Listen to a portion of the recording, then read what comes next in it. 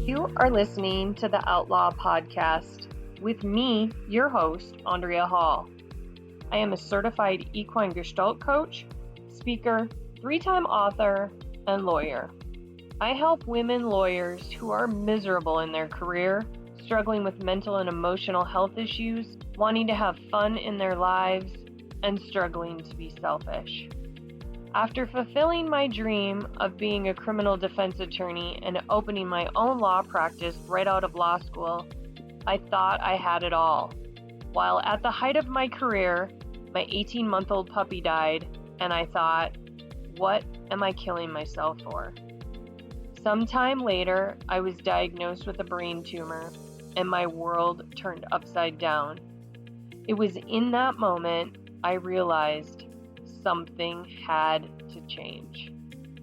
This podcast is about sharing my journey with you about what is possible in your life outside the legal profession, stopping the adulting and being able to play as a child, inspiring you to dream again.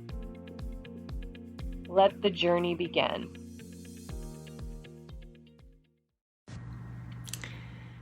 Welcome back to another episode of Outlaw. I'm your host, Andrea Hall. I'm a lawyer, not a magician. I can only pull so many rabbits out of my ass. Good Lord, clients think I'm a miracle worker. I don't know how many times in my 15-year career as a criminal defense attorney that clients have expected a miracle. Now, don't get me wrong. There are times when I've been able to walk on water, and there are other times that there's no amount, time, energy, whatever you want to say, that I could ever pull out walking on water. And it also doesn't help when the clients don't do anything to help themselves. I see it happen all too often. I've worked out some sort of a sweet deal, and before I can get the paperwork signed, client can enter a guilty plea, case can be dismissed. Somehow, the client could screw it up. The client picks up new charges. The client drops a hot UA. The client blows off an appointment, and then everything that I worked so hard to create has been blown out of the water. This just happened to me this last week. I had a client who we've been working diligently to get a phenomenal deal worked out, and he blew it. And now I'm attempting to pick up the pieces. I'm like, really? WTF? Does this sound familiar? Is there other lawyers out there who can relate to this? Like, you feel like you've created a miracle and somehow your client has now miraculously blown it up. And I think about this, and I've thought about this throughout my career. How can I help you if you're not willing to help yourself? I mean, really. And this used to really bother me. I would get bent out of shape. I would be stressed out. I would take it personally. And now I've had some differences of a thought process, if you will. So now I've started a new career, and guess what?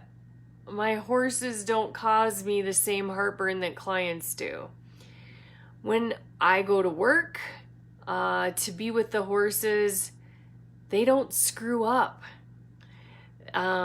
If something happens, more than likely that's my fault and not theirs. The joy and peace that I have with them is utterly amazing. And the clients that work with them are grateful, appreciative, and honored to be in their presence. Unlike most of my clients who tend to be very ungrateful and unappreciative of what I have done for them. In fact, lots of times I'm lucky if the client pays their bill. And don't get me wrong, over the years, in my 15 years of practice, I have had clients who have been very appreciative. In fact, I had one of those this last Christmas who was so appreciative of what I was able to accomplish for their son. You know, I got a Christmas gift. However, in my 15 years of my career, that has been a small handful of those clients. I don't get baby announcements. I don't get Christmas cards typically. Yet I still do have a handful of those clients who keep me in their life, who I do get a Christmas card from, who check in with me regularly and want to know how I'm doing or what's going on in my personal life. And they're genuinely interested in what I have going on and are extremely grateful for the results that I was able to get in their case.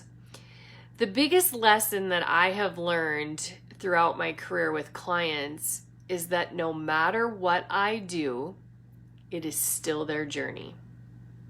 Let me repeat that again. That no matter what I do, it is still their journey.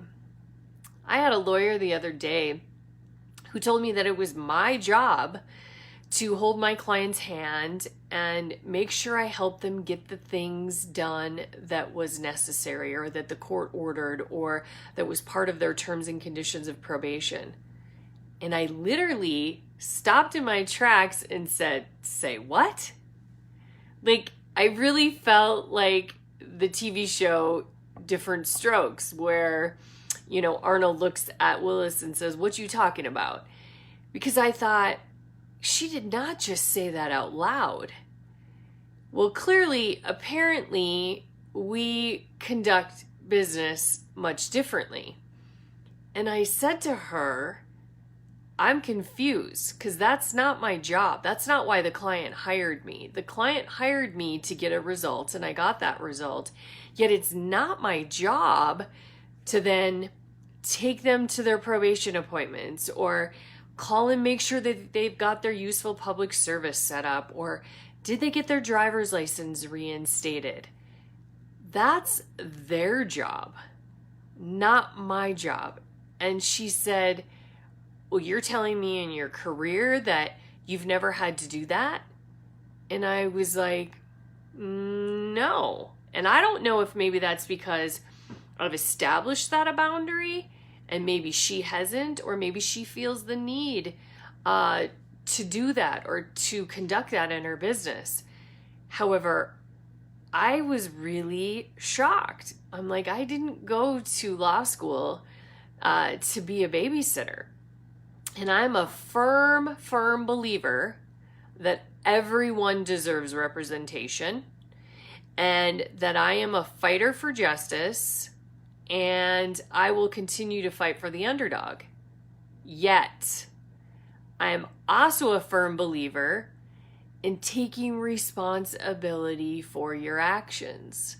When you choose the behavior, you choose the consequences. I did not commit the crime, and I am not going to drive you to get your license or take you to get useful public service completed or continue to check up on you to make sure that you've done what it is that you were supposed to do. That is not my job. At least that's not in my job description as a lawyer. So I'm curious, what lessons have your clients taught you in your career? And as a result of those lessons, what have you changed? What have you done differently? And how will you move through the world differently as a result of those lessons. I would also love to hear about some of your magician moments. I'm not the only lawyer who's able to pull a rabbit out of their ass. So thanks for tuning into another episode of Outlaw. Thanks for tuning into another episode of Outlaw. There is life after litigation. If anything I said in this episode resonates with you, call for a free exploratory session to see how I can help you. My horses will give you instantaneous feedback, unlike traditional talk therapy. You will shift your awareness into real time with the help of a horse. The horses are like lie detectors, flushing out limiting beliefs with a swish of their tail, a shift of their 1,200-pound body, or a simple unwillingness to move. Horses have a way of seeing into the window of our souls.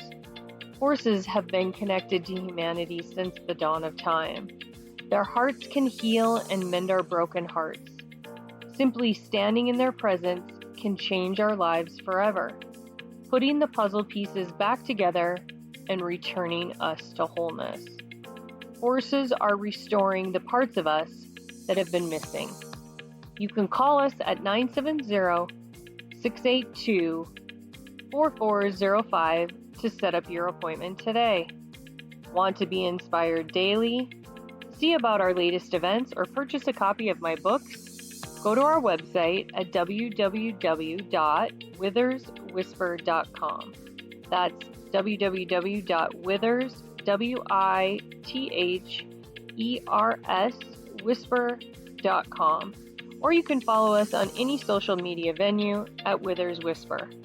Until the next episode, listen to the whispers.